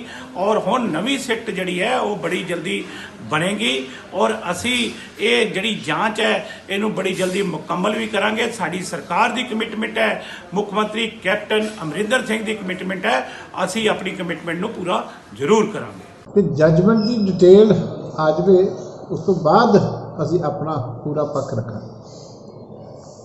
ਪਰ ਜਿਸ ਤਰੀਕੇ ਇਹ ਸਾਰੀ ਦੀ ਸਾਰੀ ਜੱਜਮੈਂਟ ਉਹਦੀ ਇਨਵੈਸਟੀਗੇਸ਼ਨ ਕੁਐਸ਼ ਹੋਈ, ਉਹਨੇ ਇਹ ਗੱਲ ਤਾਂ ਸਾਬਤ ਕਰ ਹੀ ਦਿੱਤੀ ਕਿ ਜਿਹੜੀ ਘਟੀਆ ਰਾਜਨੀਤੀ ਕਾਂਗਰਸ ਸਰਕਾਰ ਦੇ ਨਾਲ ਰਲ ਕੇ ਉਹ ਕਰ ਰਹੇ ਸੀ, ਉਹ ਹਾਈ ਕੋਰਟ ਨੇ ਉਹਨਾਂ ਦੀ ਰੋਕ ਦਿੱਤੀ ਹੈ, ਸਿੱਟ ਚੋਂ ਬਾਹਰ ਕੱਢ ਦਿੱਤਾ, ਇਨਵੈਸਟੀਗੇਸ਼ਨ ਕੁਐਸ਼ ਕਰ ਦਿੱਤੀ। ਪਰ ਨੁਕਸਾਨ ਬਹੁਤ ਵੱਡਾ ਹੋਇਆ ਸੰਗਤ ਦਾ ਕਿ ਜਿਹੜੀ ਇੰਨੇ ਸਾਲਾਂ ਤੋਂ ਆਸ ਸੀ ਕਿ ਜਿਹੜੀ ਹੈ ਜਿਸ ਇਸ਼ੂ ਦੇ ਉੱਤੇ ਫੋਕਸ ਕਰਨਾ ਚਾਹੀਦਾ ਸੀ ਗੁਰੂ ਗ੍ਰੰਥ ਸਾਹਿਬ ਦੀ ਬੇਅਦਬੀ ਵਾਲੇ ਇਸ਼ੂ 'ਤੇ, ਉਹਦੇ 'ਤੇ ਸਰਕਾਰ ਨੇ ਧਿਆਨ ਨਹੀਂ ਦਿੱਤਾ। ਜਿਹੜਾ ਫਾਇਰਿੰਗ ਵਾਲਾ ਕੇਸ ਸੀ ਉਹਦੇ 'ਤੇ ਕੁੰਵਰ ਵਿਜੇ ਪ੍ਰਤਾਪ ਨੂੰ ਲਾ ਕੇ ਰਾਜਨੀਤੀ ਕਰਦੀ ਰਹੀ। ਅੱਜ ਨਤੀਜਾ ਇਹ ਹੈ ਕਿ ਇਹ ਵੀ ਸਾਰਾ ਕੁਝ ਜਿਹੜਾ ਖਤਮ ਹੋ ਗਿਆ, ਤੇ ਜਿਹੜੇ ਮਸਲੇ ਦੇ ਉੱਤੇ ਧਿਆਨ ਦੇਣਾ ਚਾਹੀਦਾ ਸੀ ਉੱਥੇ ਸਰਕਾਰ ਨੇ ਦਿੱਤਾ। ਸਾਰੇ ਪੱਖਾਂ ਤੋਂ ਹੀ ਜਿਹੜਾ ਬਹੁਤ ਮਾੜੀ ਸਥਿਤੀ ਹੈ। ਪਰ ਜੱਜਮੈਂਟ ਜਿੱਦਣ ਆਏਗੀ ਡਿਟੇਲ ਤਾਂ ਸਾਰਾ ਕੁਝ ਹੋਏਗਾ। ਆ ਦੇਖੋ ਆਪਾਂ ਗੱਲ ਸੁਣ ਲਈ ਵੇਰਕਾ ਸਾਹਿਬ ਦੀ ਵੀ ਔਰ ਦਲਜੀਤ ਸਿੰਘ ਚੀਮਾ ਦੀ ਵੀ। ਸੋ ਸਿਆਸਤ ਹਜੇ ਜਦੋਂ ਜੱਜਮੈਂਟ ਆ ਗਈ ਨਾ, ਜਦੋਂ ਹਾਈ ਕੋਰਟ ਦੀ ਜੱਜਮੈਂਟ ਆ ਗਈ ਵੀ ਕਿਉਂ ਜਿਹੜੀ ਸਿੱਟ ਦੀ ਰਿਪੋਰਟ ਹੈ ਕੁੰਵਰ ਵਿਜੇ ਪ੍ਰਤਾਪ ਦੀ ਉਹ ਖਾਰਜ ਕੀਤੀ ਹੈ, ਤੇ ਫਿਰ ਦੁੱਧ ਦਾ ਦੁੱਧ ਤੇ ਪਾਣੀ ਦਾ ਪਾਣੀ ਹੋਰ ਹੋਊਗਾ ਹਜੇ ਇਸ ਮਾਮਲੇ ਦੇ ਵਿੱਚ। ਜੀ ਡੱਲਾ ਸਾਹਿਬ, ਜਿਸ ਤਰ੍ਹਾਂ ਤੁਸੀਂ ਕਿਹਾ ਕਿ HS ਫੂਲਕਾ ਹੋਣਾ ਨੂੰ ਜਿਹੜਾ ਜਵਾਬ IG ਕੁੰਵਰ ਵਿਜੇ ਪ੍ਰਤਾਪ ਨੂੰ ਦੀ ਗੱਲ ਦਾ ਦੇਣਾ ਚਾਹੀਦਾ, ਉਹਨਾਂ ਨੂੰ ਸੰਬੋਧਨ ਕਰਦੇ ਇੱਕ ਪ੍ਰੈਸ ਰਿਲੀਜ਼ ਵੀ ਜਾਰੀ ਕੀਤਾ ਉਹਨਾਂ ਨੇ ਬੀਤੀ ਸ਼ਾਮ, ਜਿਹਦੇ ਵਿੱਚ ਉਹਨਾਂ ਨੇ ਕਿਹਾ ਸੀ ਕਿ ਇੱਕ ਸੀਨੀਅਰ ਵਕੀਲ ਦਾ ਤੁਸੀਂ ਨਾਮ ਇੰਟਰਵਿਊ ਦੇ ਦਰਮਿਆਨ ਲਿਆ ਹੈ, ਉਸ ਬਿਆਨ ਨੂੰ ਆਪਣੇ ਨੂੰ ਵਾਪਸ ਲਓ। ਇਸ ਗੱਲ ਦਾ ਜ਼ਿਕਰ ਇਸ ਦੇ ਵਿੱਚ ਜ਼ਰੂਰ ਹੈ, ਪਰ ਆਪਣੀ ਗੱਲ ਦਾ ਜਵਾਬ ਜਿਹੜਾ ਉਹਨਾਂ ਨੇ ਫੂਲਕਾ ਸਾਹਿਬ ਚਲੋ ਦੇਣਗੇ। ਫੂਲਕਾ ਸਾਹਿਬ ਬੜੇ ਕਾਬਲ ਵਕੀਲ ਨੇ, ਬੜੇ ਸਰਗਰਮ ਨੇ, ਔਰ ਦੇਖੋ ਬੇਅਦਬੀ ਦੇ ਮਸਲਿਆਂ ਤੇ HS ਫੂਲਕਾ ਉਹਨਾਂ ਨੇ ਵੀ ਆਪਣੀ ਵਿਧਾਇਕੀ ਦਾ ਅਹੁਦਾ ਛੱਡਿਆ ਜੀ, ਇਨਸਾਫ ਨਾ ਮਿਲਣ ਦੇ ਰੋਸ ਵਜੋਂ ਉਹਨਾਂ ਨੇ ਵੀ ਆਪਣਾ ਉਹਦਾ ਛੱਡਿਆ। ਸੋ ਦੇਖੋ ਅਸੀਂ ਕਿਸੇ ਨਤੀਜੇ ਤੇ ਨਾ ਪਹੁੰਚੀਏ। ਮੈਂ ਉਹੀ ਕਹਿਣਾ, ਇਮਾਨਦਾਰ ਫੂਲਕਾ ਸਾਹਿਬ ਵੀ ਨੇ, ਇਮਾਨਦਾਰ ਨਵਜੋਤ ਸਿੰਘ ਸਿੱਧੂ ਵੀ ਹੈ, ਇਮਾਨਦਾਰ ਕੁੰਵਰ ਵਿਜੇ ਪ੍ਰਤਾਪ ਵੀ ਹੈ, ਸਾਰਿਆਂ ਨੇ ਆਪਣੀ ਆਪਣੀ ਗੱਲ ਰੱਖਤੀ। ਸੋ ਸਾਰਿਆਂ ਦੀ ਗੱਲ ਸੁਣ ਲੈਣੀ ਚਾਹੀਦੀ ਹੈ। ਐਡਵੋਕੇਟ ਜਨਰਲ ਦੇ ਦਫ਼ਤਰ ਦਾ ਵੀ ਅਸੀਂ ਇੰਤਜ਼ਾਰ ਕਰਾਂਗੇ ਕਿ ਉਹ ਕੀ ਕਹਿੰਦੇ ਨੇ, ਉਹਨਾਂ ਦਾ ਵੀ ਹੱਕ ਹੈ ਕਿ ਉਹ ਵੀ ਆਪਣਾ ਪੱਖ ਰੱਖਣ। ਸਾਰਿਆਂ ਦਾ ਪੱਖ ਜ਼ਰੂਰੀ ਹੈ। ਜੱਜਮੈਂਟ ਹਜੇ ਆਉਣਾ ਹੈ ਇਸ ਮਾਮਲੇ ਦੇ ਵਿੱਚ। ਔਰ ਇੱਕ ਹੋਰ ਇਹਦੇ ਨਾਲ ਜੁੜੀ ਇੱਕ ਬੜੀ ਹੋਰ ਅਹਿਮ ਗੱਲ ਹੈ ਗਗਨ ਜੀ, ਜਿਹੜੀ ਮੈਂ ਤੁਹਾਡੇ ਨਾਲ ਸਾਂਝੀ ਕਰ ਲਾਂ ਕਿ ਇਹ ਮੁੱਦਾ ਹੁਣ ਫਿਰ 2022 ਦੀਆਂ ਚੋਣਾਂ ਤੋਂ ਪਹਿਲਾਂ ਚੋਣ ਮੁੱਦਾ ਇੱਕ ਤਰੀਕੇ ਨਾਲ ਬਣ ਗਿਆ। ਹੁਣ ਇਹਦੇ ਤੇ ਹੋਰ ਸਿਆਸਤ ਹੋਣੀ ਹੈ। ਤੁਸੀਂ ਦੇਖੋ ਇਹ ਮਸਲਾ ਕਿਤੇ 1984 ਦੇ ਇਨਸਾਫ ਵਾਂਗ ਲਟਕ ਨਾ ਜਾਵੇ। ਹੁਣ 1984 ਦਾ ਇਨਸਾਫ ਦੇਖੋ, ਦਰਜਨ ਤੋਂ ਵੱਧ ਕਮਿਸ਼ਨ ਬਣ ਗਏ ਜੀ, 12 13 14 15 ਕਮੇਟੀਆਂ, ਕਮਿਸ਼ਨ ਜੀ ਹੈ ਜੀ, ਕਿੰਨੀਆਂ ਉਹਦੇ ਤੇ ਜੁਡੀਸ਼ੀਅਲ ਇਨਕੁਆਇਰੀਆਂ ਹੋ ਗਈਆਂ 1984 ਦੀਆਂ ਘਟਨਾਵਾਂ ਤੇ ਹਜੇ ਤੱਕ ਵੀ 1984 ਦਾ ਮੁਕੰਮਲ ਇਨਸਾਫ ਨਹੀਂ ਹੋਇਆ। ਕਿੰਨੇ ਸਾਲ ਹੋ ਗਏ 84 ਤੋਂ ਲੈ ਕੇ ਹੁਣ ਤੱਕ ਗਗਨ? ਆਲਾ 34 35 36 37 ਸਾਲ ਹੋਣ ਵਾਲੇ ਨੇ। ਆ ਹੋਰ ਇੱਕ ਅੱਧਾ ਸਾਲ ਜੋੜ ਲਾਂਗੇ, 35 36 ਸਾਲ ਹੋ ਗਏ ਹੈ ਜੀ। 16 ਸਾਲ ਤਾਂ ਉਹੀ ਹੋ ਗਏ, 16 ਤੇ 20 36 ਸਾਲ ਹੋ ਗਏ ਜੀ। 37ਵਾਂ ਸਾਲ ਕਹਿ ਲਓ, 84 ਵਾਲਾ ਜੋੜ ਲਈਏ ਜੀ, 37 38ਵੇਂ ਸਾਲ ਨੂੰ ਵੀ ਗੱਲ ਜਾ ਸਕਦੀ ਹੈ। ਹੁਣ ਹਜੇ ਤੱਕ ਉਸ ਮਾਮਲਿਆਂ 'ਚ ਇਨਸਾਫ ਨਹੀਂ ਮਿਲਿਆ। ਹੁਣ ਤੁਸੀਂ ਇੱਥੇ ਦੇਖੋ, ਇਹ ਤਾਂ ਪਹਿਲੀ ਸਿੱਟ ਖਾਰਜ ਹੋਈ ਹੈ ਹਜੇ ਜੀ, ਹੈ ਜੀ। ਆ ਹੁਣ ਕਹਿੰਦੇ ਅਸੀਂ ਫਿਰ ਸਿੱਟ ਬਣਾਵਾਂਗੇ। ਵੇਰਕਾ ਸਾਹਿਬ ਕਹਿੰਦੇ ਇਨਸਾਫ ਹਰ ਹਾਲਤ 'ਚ ਦੇਵਾਂਗੇ। ਸਮਾਂ ਵੱਧ ਕਹੋ ਵੇਰਕਾ ਸਾਹਿਬ ਕਹੋ ਵੀ ਸਿੱਟ 2 ਮਹੀਨੇ 'ਚ ਜਾਂਚ ਕਰੂਗੀ, ਕਹੋ ਵੀ ਅਸੀਂ ਇਹ ਮਾਮਲਾ ਵਿਸ਼ੇਸ਼ ਅਦਾਲਤ ਕੋਲੇ ਲੈ ਕੇ ਜਾਵਾਂਗੇ ਔਰ 3 ਮਹੀਨੇ 'ਚ ਅਦਾਲਤ ਫੈਸਲਾ ਕਰੂਗੀ। ਇਹ ਕਹੋ ਵੀ 5 ਮਹੀਨਿਆਂ 'ਚ ਮਸਲਾ ਨਿਬੇੜ ਦਿਆਂਗੇ। ਜੇ 5 ਮਹੀਨਿਆਂ 'ਚ ਨਾ ਨਿਬੜਿਆ, ਚੋਣ ਜ਼ਾਬਤਾ ਖੜਾ ਸਿਰ ਤੇ। ਜੀ ਇਸ ਤੇ ਡਾਲਾ ਸਾਹਿਬ ਇੱਕ ਭਾਜਪਾ ਆਗੂ ਹਰਜੀਤ ਗਰੇਵਾਲ ਹੁਣਾਂ ਦਾ ਜ਼ਰੂਰ ਬਿਆਨ ਆਇਆ ਸੀ। ਉਹ ਕਹਿੰਦੇ ਕਿ ਜੇਕਰ ਸਾਡੀ ਸਰਕਾਰ ਪੰਜਾਬ ਦੇ ਵਿੱਚ 2022 ਚ ਬਣਦੀ ਆ ਤਾਂ ਪਹਿਲੇ 3 ਮਹੀਨਿਆਂ ਦੇ ਵਿੱਚ ਜਿਹੜਾ ਬੇਅਦਬੀ ਦਾ ਇਨਸਾਫ ਜ਼ਰੂਰ ਦਿਵਾ ਦਾਂਗੇ। ਹਰਜੀਤ ਗਰੇਵਾਲ ਕਹਿੰਦੇ ਬੜਾ ਬਹੁਤ ਧੰਨਵਾਦ ਹਰਜੀਤ ਗਰੇਵਾਲ ਹੁਣਾਂ ਦਾ, ਉਹਨਾਂ ਦਾ ਬਿਆਨ ਸੁਣਾਈਓ ਵੀ ਜ਼ਰੂਰ। ਹਰਜੀਤ ਗਰੇਵਾਲ ਸਾਹਿਬ, ਜਿੰਨਾ ਇਨਸਾਫ ਦੀ ਤੁਸੀਂ ਗੱਲ ਇੱਧਰ ਕਰਦੇ ਹੋ, ਆ ਕਿਸਾਨਾਂ ਵਾਲੀ ਵੀ ਕਰ ਦਿਓ ਜੀ। ਕਿਸਾਨਾਂ ਨੂੰ ਵੀ ਦੇ ਦਿਓ ਭਾਈ ਇਨਸਾਫ। ਕਿਸਾਨ ਵੀ ਇੰਤਜ਼ਾਰ ਕਰੀ ਜਾਂਦੇ ਨੇ ਉੱਥੇ। ਆਹ ਦੇਖੋ ਉੱਥੇ ਕਈ ਲੀਡਰ ਨੇ ਇਹਨਾਂ ਦੇ ਬੀਜੇਪੀ ਵਾਲੇ, ਉਹ ਆਪਰੇਸ਼ਨ ਕਲੀਨ ਦੀਆਂ ਗੱਲਾਂ ਕਰਦੇ ਸੀ ਜੀ। ਉਹ ਤਾਂ ਗੱਲ ਖਤਮ ਹੋ ਗਈ, ਉਹ ਤਾਂ ਕਿਸਾਨਾਂ ਨੇ ਆਪ ਹੀ ਕਹਿਤਾ। ਵੈਸੇ ਗੱਲ ਬੜੀ ਹੈਰਾਨੀ ਵਾਲੀ ਹੈ, ਜਿਹੜੇ ਬੀਜੇਪੀ ਦੇ ਲੀਡਰ ਇਹ ਕਹੀ ਜਾਂਦੇ ਵੀ ਉੱਥੋਂ ਕਿਸਾਨਾਂ ਨੂੰ ਹਟਾ ਦਿਓ, ਉਹ ਇਹ ਨਹੀਂ ਕਹਿੰਦੇ ਵੀ ਬੰਗਾਲ ਦੀਆਂ ਰੈਲੀਆਂ 'ਚੋਂ ਲੀਡਰਾਂ ਨੂੰ ਹਟਾ ਦਿਓ, ਕਿਉਂਕਿ ਜੇ ਲੀਡਰ ਘਰ ਚਲੇ ਗਏ ਲੋਕਾਂ ਨੇ ਆਪ ਹੀ ਘਰੇ ਚਲੇ ਜਾਣਾ ਹੈ। ਗਗਨ, ਮੈਂ ਬੜਾ ਹੈਰਾਨ ਆ ਸਾਡੇ ਲੀਡਰਾਂ ਤੋਂ। ਦੇਖੋ ਸਾਡੇ ਲੀਡਰਾਂ ਦਾ ਜਜ਼ਬਾ ਹੈ। ਵੈਸੇ ਦੇਖੋ ਮੁਲਕ 'ਚ 2,95,000 ਕੇਸ ਹੋ ਗਏ, ਹਜੇ ਵੀ ਕਈਆਂ ਨੇ ਰੈਲੀਆਂ ਨਹੀਂ ਬੰਦ ਕੀਤੀਆਂ। ਜੇ ਦਾ ਲੱਗਿਆ ਹੁਣ ਵੀ ਕਰ ਦੇਣੀ ਉਹਨਾਂ ਨੇ। ਮੈਨੂੰ ਲੱਗਦਾ ਹੁਣ ਤਾਂ ਸ਼ਰਮੋ ਸ਼ਰਮੀ ਆਪ ਹੀ ਉਹਨਾਂ ਨੂੰ ਲੱਗਣਾ ਵੀ ਕੋਈ ਹੋਰ ਬਹਾਨਾ ਲਾ ਦਿਓ, ਰੈਲੀ ਨਾ ਰੱਦ ਕਰੋ, ਕੋਈ ਹੋਰ ਬਹਾਨਾ ਲਾ ਦਿਓ। ਅਰਦਾਸਾਂ ਕਰਦੇ ਹੋਣਗੇ ਵੀ ਰੱਬਾ ਮੀਂਹ ਮੂੰਹ ਪਾ ਦੇ, ਕਿਉਂਕਿ ਰੈਲੀ ਤਾਂ ਉਹਨਾਂ ਨੇ ਰੱਦ ਕਰਨੀਆਂ ਨਹੀਂ। ਸੋ ਆ ਦਿੱਲੀ 'ਚ ਦੇਖ ਲਓ, ਮੈਂ ਕਈ ਵਾਰੀ ਰੋਜ਼ ਹੀ ਜ਼ਿਕਰ ਕਰਦਾ ਵੀ ਆ ਕੇਜਰੀਵਾਲ ਮਾਡਲ ਦਾ ਦੇਖੋ ਕੀ ਹਾਲ ਹੋਇਆ। ਆ ਕਈ ਸਾਡੇ ਆਮ ਆਦਮੀ ਪਾਰਟੀ ਵਾਲੇ ਨਾਰਾਜ਼ ਵੀ ਹੁੰਦੇ, ਕਹਿੰਦੇ ਡੱਲਾ ਜੀ ਤੁਸੀਂ ਕੇਜਰੀਵਾਲ ਦੇ ਮਗਰ ਬਹੁਤ ਪੈਂਦੇ ਹੋ। ਇਹੋ ਜਿਹੀ ਗੱਲ ਨਹੀਂ, ਕਿਉਂਕਿ ਜ਼ਿਕਰ ਸਭ ਤੋਂ ਵੱਧ ਕੇਜਰੀਵਾਲ ਦੇ ਮਾਡਲ ਦਾ ਹੁੰਦਾ ਸੀ। ਆਪ ਵਾਲੇ ਕਹਿੰਦੇ ਸੀ ਪੰਜਾਬ 'ਚ ਕੇਜਰੀਵਾਲ ਦਾ ਮਾਡਲ ਲਿਆਓ 2022 'ਚ। ਸੋ ਮੈਂ ਇਸ ਕਰਕੇ ਗੱਲ ਕਰਦਾ, ਮਾਡਲ ਤਾਂ ਪ੍ਰਧਾਨ ਮੰਤਰੀ ਸਾਹਿਬ ਦਾ ਵੀ ਫੇਲ ਹੋ ਗਿਆ ਐਤਕੀ। ਪਿਛਲੀ ਵਾਰੀ ਤਾਂ ਅਸੀਂ ਥਾਲੀਆਂ ਥੁਲੀਆਂ ਵਜਾ ਲੀਆਂ ਸੀ, ਐਤਕੀ ਤਾਂ ਥਾਲੀਆਂ ਵਾਲੀ ਗੱਲ ਵੀ ਨਹੀਂ ਪਹੁੰਚੀ। ਬਿਲਕੁਲ ਐਤਕੀ ਤਾਂ ਉਸ ਤਰੀਕੇ ਦੀ ਅਗਵਾਈ ਦੇ ਹੀ ਨਹੀਂ ਸਕੇ ਪ੍ਰਧਾਨ ਮੰਤਰੀ ਸਾਹਿਬ। ਆ ਬਿਆਨ ਜ਼ਰੂਰ ਦਿੱਤਾ ਉਹਨਾਂ ਨੇ ਪਰਸੋਂ ਰਾਤ ਨੂੰ, ਹੌਸਲਾ ਅਫਜ਼ਾਈ ਜੀ ਦਿੱਤੀ ਹੈ, ਸਾਰਿਆਂ ਨੂੰ ਹੱਲਾਸ਼ੇਰੀ ਦਿੱਤੀ ਹੈ, ਪਰ ਪ੍ਰਧਾਨ ਮੰਤਰੀ ਨੂੰ ਇਸ ਤੋਂ ਪਹਿਲਾਂ ਅਗਵਾਈ ਕਰਨੀ ਚਾਹੀਦੀ ਸੀ। ਜਦੋਂ ਕੇਸ ਹਜੇ ਸਾਡੇ ਦੁਬਾਰਾ ਨਵੇਂ ਸਿਰੇ ਉੱਠਣ ਲੱਗੇ ਸੀ, ਉਦੋਂ ਪ੍ਰਧਾਨ ਮੰਤਰੀ ਤੁਰੰਤ ਕਹਿੰਦੇ ਵੀ ਵਜਾਓ ਫਿਰ ਥਾਲੀਆਂ ਸ਼ਾਮ ਨੂੰ 5 ਵਜੇ, ਫਿਰ ਅਸੀਂ ਥਾਲੀਆਂ ਵਜਾਉਂਦੇ। ਫਿਰ ਕਹਿੰਦੇ ਵੀ ਰਾਤ ਨੂੰ 20 ਮਿੰਟ, ਕਿੰਨੇ ਦਿਨ ਬੱਤੀ ਬੰਦ ਰੱਖਣੀ, ਕਿੰਨੀ ਦੇਰ, 9 ਮਿੰਟ, ਫਿਰ ਅਸੀਂ 9 ਵਜੇ ਬੱਤੀ ਬੰਦ ਰੱਖਦੇ ਦੰਦੇ। ਐਤਕੀ ਹੌਕਾ ਫੇਰ ਉਹਦੇ ਨਾਲ ਜਜ਼ਬਾ ਪੈਦਾ ਹੋਇਆ ਸੀ, ਥਾਲੀ ਵਜਾਉਣ ਨਾਲ ਜੋਸ਼ ਪੈਦਾ ਹੋਇਆ। ਇਸ ਵਾਰ ਉਹ ਜੋਸ਼ ਦੀ ਕਮੀ ਹੈ, ਔਰ ਮੈਨੂੰ ਇਹ ਲੱਗਦਾ ਕਿ ਸਾਡੇ ਲੀਡਰਾਂ ਦਾ ਸਾਰਾ ਜੋਸ਼ ਰੈਲੀਆਂ ਦੀ ਭੀੜ ਇਕੱਠੀ ਕਰਨ 'ਚ ਹੀ ਲੱਗ ਗਿਆ। ਉਹ ਤਾਂ ਹੀ ਆ ਕੇਸ ਦੇਖ ਲਓ ਕਿੰਨੇ ਵੱਧ ਗਏ ਸਾਡੇ ਮੁਲਕ 'ਚ। ਬਿਲਕੁਲ ਡੱਲਾ ਸਾਹਿਬ, ਇਸ ਦੇ ਵਿੱਚ ਨਾ ਬੀਤੇ ਦਿਨੀ ਮਮਤਾ ਬੈਨਰਜੀ ਹੋਣਾ ਦਾ ਵੀ ਬਿਆਨ ਆਇਆ ਸੀ। ਉਹ ਕਹਿੰਦੇ ਕਿ ਜਿਹੜੀਆਂ 3 ਹਿੱਸਿਆਂ ਦੇ ਵਿੱਚ ਚੋਣਾਂ ਹੋਣੀਆਂ ਨੇ, ਉਹਨਾਂ ਨੂੰ ਇੱਕ ਹਿੱਸੇ ਦੇ ਵਿੱਚ ਕਰਾ ਕੇ ਜਿਹੜਾ ਕੰਮ ਜਲਦੀ ਨਿਬੇੜ ਲਓ, ਕਿਉਂਕਿ ਕਰੋਨਾ ਮਹਾਮਾਰੀ ਬਹੁਤ ਵੱਧ ਗਈ। ਮੈਂ ਤਾਂ ਕਹਿੰਦਾ ਰੱਦ ਕਰ ਦਿਓ। ਚੋਣਾਂ ਜ਼ਰੂਰੀ ਹੈ ਜਾਂ ਲੋਕਾਂ ਦੀ ਜ਼ਿੰਦਗੀ ਜ਼ਰੂਰੀ ਹੈ? ਜੀ ਸਰਕਾਰ ਲੋਕਾਂ ਲਈ ਚੁਣੀ ਜਾਂਦੀ ਹੈ ਨਾ, ਲੋਕਾਂ ਨੇ ਚੁਣਨੀ ਹੁੰਦੀ ਹੈ। ਲੋਕ ਕਹਿੰਦੇ ਸਾਨੂੰ ਸਰਕਾਰ ਨਹੀਂ ਚਾਹੀਦੀ, ਹੱਥ ਬੰਨੇ ਜੀ। ਲੋਕ ਕਿੱਥੇ ਸਰਕਾਰ ਮੰਗਦੇ ਆ? ਲੋਕ ਕਹਿੰਦੇ ਤੁਸੀਂ ਰਾਸ਼ਟਰਪਤੀ ਸ਼ਾਸਨ ਲਾ ਲਓ। ਮੋਦੀ ਸਾਹਿਬ ਇਹ ਮੌਕਾ ਸਿਫਾਰਿਸ਼ ਕਰੋ ਰਾਸ਼ਟਰਪਤੀ ਸ਼ਾਸਨ ਦੀ। ਆ ਜਿਵੇਂ ਸਹੁੰ ਚੁਕਾਤੀ ਸੀ ਨਾ 5:30 ਵਜੇ ਮਹਾਰਾਸ਼ਟਰ ਵਾਲੇ ਗਵਰਨਰ ਨੇ, ਉਦਾਂ ਦਾ ਗਵਰਨਰ ਚਾਹੀਦਾ ਆਪਾਂ ਨੂੰ ਮਹਾਰਾਸ਼ਟਰ 'ਚ, ਜਿਹੜਾ ਰਾਤੋਂ ਰਾਤ ਰੈਲੀਆਂ ਤੇ ਰੋਕ ਲਾ ਦੇ ਤੇ ਰਾਸ਼ਟਰਪਤੀ ਸ਼ਾਸਨ ਲਾ ਦੇ। ਕਿਸੇ ਨੇ ਇਨਕਾਰ ਨਹੀਂ ਕਰਨਾ। ਗੁਜਰਾਤ ਦੇ ਰਾਸ਼ਟਰਪਤੀ ਨੂੰ ਲੋਕ ਅਰਦਾਸਾਂ ਕਰਨਗੇ ਲੰਮੀ ਉਮਰ ਦੀਆਂ। ਗੁਜਰਾਤ ਦੇ ਰਾਸ਼ਟਰਪਤੀ ਨਹੀਂ, ਆ ਪੱਛਮੀ ਬੰਗਾਲ ਦੇ ਰਾਸ਼ਟਰਪਤੀ ਨੇ। ਆ ਦੇਖੋ ਮਹਾਰਾਸ਼ਟਰ ਦਾ ਆਪਣਾ ਗਵਰਨਰ ਕਿੱਡਾ ਤਕੜਾ ਨਿਕਲਿਆ ਸੀ ਜੀ। 5:30 ਵਜੇ ਸਹੁੰ ਚੁਕਾਤੀ। ਸਾਡੇ ਲੋਕ ਹਜੇ ਖੇਤਾਂ ਤੋਂ ਪਾਣੀ ਲਾ ਕੇ ਨਹੀਂ ਮੁੜੇ ਹੋਣੇ ਹੈ ਜੀ। 5:30 ਹੀ ਸਹੁੰ ਚੁਕਾਤੀ। ਚਲੋ ਉਹ ਬਾਅਦ 'ਚ ਤਾਂ ਉਹਨਾਂ ਦੀ ਸਹੁੰ ਹੈ ਜਿਹੜੀ ਉਹ ਮਿਟ ਗਈ, ਕਿਉਂਕਿ ਉਹ ਸਾਬਤ ਨਹੀਂ ਹੋਈ। ਉਹ ਸਹੁੰ ਤਾਂ ਚੁਕਾਤੀ ਪਰ ਬਹੁਮਤ ਨਹੀਂ ਸਾਬਤ ਹੋਇਆ। ਸੋ ਮੇਰੇ ਕਹਿਣ ਦਾ ਮਤਲਬ ਹੈ ਕਿ ਪੋਲੀਟੀਕਲ ਲੋਕ ਆਪਣੇ ਹਿੱਤਾਂ ਲਈ ਰਾਤ ਨੂੰ ਵੀ ਉੱਠ ਜਾਂਦੇ ਆ। ਜੇ 5:30 ਸਹੁੰ ਚੁਕਾਈ ਗਗਨ, 4 ਵਜੇ ਤਾਂ ਉੱਠੇ ਹੀ ਹੋਣਗੇ, 4 4:30 ਨਹਾਤੇ ਧੋਤੇ ਹੋਣੇ, ਫਿਰ ਗਵਰਨਰ ਦੇ ਦਫ਼ਤਰ ਗਏ ਹੋਣੇ ਉੱਥੇ। ਆ ਜਿਹੜੇ ਲੀਡਰਾਂ ਨੇ ਸਹੁੰ ਚੱਕੀ ਉਹ ਤਾਂ ਸੁੱਤੇ ਨਹੀਂ ਹੋਣੇ ਰਾਤ ਨੂੰ। ਉਹ ਤਾਂ ਮੈਨੂੰ ਲੱਗਦਾ ਸਹੁੰ ਚੱਕਣ ਤੋਂ ਬਾਅਦ, ਉਦੋਂ 5:30 ਤੋਂ ਬਾਅਦ ਵੈਸੇ ਨਹੀਂ ਸੌਣ ਦਾ ਟਾਈਮ ਹੋਣਾ, ਫਿਰ ਤਾਂ ਉਹ ਜੋੜ ਤੋੜ 'ਚ ਲੱਗ ਗਏ ਹੋਣੇ। ਮੈਨੂੰ ਲੱਗਦਾ 2 ਦਿਨ ਨਹੀਂ ਸੁੱਤੇ ਹੋਣੇ ਉਹ। ਤੇ ਹੁਣ ਵੀ ਜਿਹੜੇ ਸਾਡੇ ਗਵਰਨਰ ਨੇ ਪੱਛਮੀ ਬੰਗਾਲ ਦੇ, ਉਹੋ ਜਿਹਾ ਮਾਦਾ ਦਿਖਾਉਣ। ਅੱਜ ਰਾਤ ਨੂੰ ਹੀ 2:30-3 ਵਜੇ ਸਾਡਾ ਪ੍ਰੋਗਰਾਮ ਸ਼ੁਰੂ ਹੋ ਜਾਂਦਾ। ਆ ਹੁਣੇ ਸੁਣਦੇ ਹੀ ਰਾਸ਼ਟਰਪਤੀ ਸ਼ਾਸਨ ਲਾ ਦੇਣ ਪੱਛਮੀ ਬੰਗਾਲ 'ਚ, ਤਾਂ ਕਿ ਰੈਲੀਆਂ ਨਾ ਹੋ ਸਕਣ ਤੇ ਨਾ ਚੋਣਾਂ ਹੋ ਸਕਣ। ਚੋਣਾਂ ਦੀ ਲੋੜ ਨਹੀਂ, ਲੋਕਾਂ ਦੀ ਜ਼ਿੰਦਗੀ ਬਚਾਉਣ ਦੀ ਲੋੜ ਹੈ ਇਸ ਵਕਤ। ਆਕਸੀਜਨ ਇਕੱਠੀ ਨਹੀਂ ਹੋ ਰਹੀ ਲੀਡਰਾਂ ਤੋਂ। ਦੇਖੋ ਸਰਕਾਰ ਆਪਾਂ ਕਾਹਦੇ ਲਈ ਚੁਣਨੀ ਹੈ ਗਗਨ? ਪੱਛਮੀ ਬੰਗਾਲ ਦੀ ਸਰਕਾਰ ਕਾਹਦੇ ਲਈ ਚੁਣਨੀ ਹੈ? ਤਾਂ ਕਿ ਲੋਕਾਂ ਦੇ ਲਈ ਫੈਸਲੇ ਕਰੇ। ਆਕਸੀਜਨ ਹਰ ਜਗ੍ਹਾ ਘੱਟ ਹੈ ਮੁਲਕ 'ਚ। ਸਾਰੇ ਲੀਡਰਾਂ ਨੂੰ ਚਾਹੀਦਾ ਹੈ ਮਿਲ ਜੁਲ ਕੇ ਆਕਸੀਜਨ ਦੇ ਪਲਾਂਟਾਂ 'ਚ ਕੰਮ ਕਰਨ, ਦਿਹਾੜੀਆਂ ਲਾਉਣ ਉੱਥੇ। ਇੱਕ ਇੱਕ ਲੀਡਰ ਆਪ ਸਿਲੰਡਰ ਚੱਕ ਕੇ ਟਰੱਕਾਂ 'ਚ ਢੋਣ ਫੇਰ ਪਤਾ ਲੱਗਦਾ ਹੈ। ਸੋ ਸਰਕਾਰੀ ਕਮਰਿਆਂ 'ਚ ਰਾਤ ਨੂੰ ਉੱਥੇ ਤਾਂ ਮੱਛਰ ਨਹੀਂ ਵੜਦਾ ਸਰਕਾਰੀ ਕਮਰਿਆਂ 'ਚ। ਬਿਲਕੁਲ। ਤੇ ਡਾਲਾ ਸਾਹਿਬ, ਇਸ ਦੇ ਨਾਲ ਹੀ ਜੇਕਰ ਹੁਣ ਗੱਲ ਕਰੀਏ ਦਿੱਲੀ ਸਿੱਖ ਗੁਰਦੁਆਰਾ ਮੈਨੇਜਮੈਂਟ ਕਮੇਟੀ ਦੀਆਂ ਚੋਣਾਂ ਦੀ, ਇੱਕ ਪਾਸੇ ਤਾਂ ਪੱਛਮੀ ਬੰਗਾਲ ਦੇ ਵਿੱਚ ਚੋਣਾਂ 3 ਹਿੱਸਿਆਂ ਦੇ ਵਿੱਚ ਹੋਣੀਆਂ ਨੇ, ਉਧਰ ਦਿੱਲੀ ਦੇ ਵਿੱਚ ਦਿੱਲੀ ਸਿੱਖ ਗੁਰਦੁਆਰਾ ਮੈਨੇਜਮੈਂਟ ਕਮੇਟੀ ਦੀਆਂ ਚੋਣਾਂ ਕਹਿੰਦੇ ਰੱਦ ਕਰਨ ਦੀ ਸਿਫਾਰਿਸ਼ ਦਿੱਲੀ ਸਰਕਾਰ ਦੇ ਵੱਲੋਂ ਹੋਗੀ, ਪਰ ਉਸ ਸਬੰਧ ਦੇ ਵਿੱਚ ਗਵਰਨਰ ਦੇ ਵੱਲੋਂ, ਉੱਥੋਂ ਦੇ ਵੱਲੋਂ ਰਾਜਪਾਲ ਹੁਣ ਐਲਜੀ ਪਤਾ ਨਹੀਂ ਕੀ ਸੋਚ ਰਹੇ ਨੇ।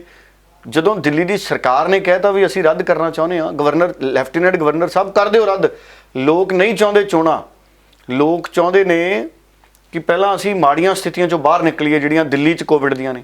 ਦੇਖੋ ਹਾਈ ਕੋਰਟ ਨੂੰ ਕਹਿਣਾ ਪਿਆ ਕੇਜਰੀਵਾਲ ਮਾਡਲ ਦੇਖੋ, ਕੇਜਰੀਵਾਲ ਮਾਡਲ ਨੇ ਨਹੀਂ ਕਿਹਾ ਵੀ ਅਸੀਂ 5-5 ਹਜ਼ਾਰ ਰੁਪਏ ਦੇਵਾਂਗੇ। ਹੁਣ ਦਿੱਲੀ ਸਰਕਾਰ ਦਾ ਬਿਆਨ ਆਇਆ, ਹੁਣ ਦਿੱਲੀ ਸਰਕਾਰ ਨੇ ਹਾਈ ਕੋਰਟ 'ਚ ਬਿਆਨ ਦਿੱਤਾ ਹੈ ਵੀ 5-5 ਹਜ਼ਾਰ ਰੁਪਏ ਦੇਵਾਂਗੇ ਜੀ ਮਜ਼ਦੂਰਾਂ ਨੂੰ ਤਾਂ ਕਿ ਪਲਾਨ ਰੁਕ ਸਕੇ।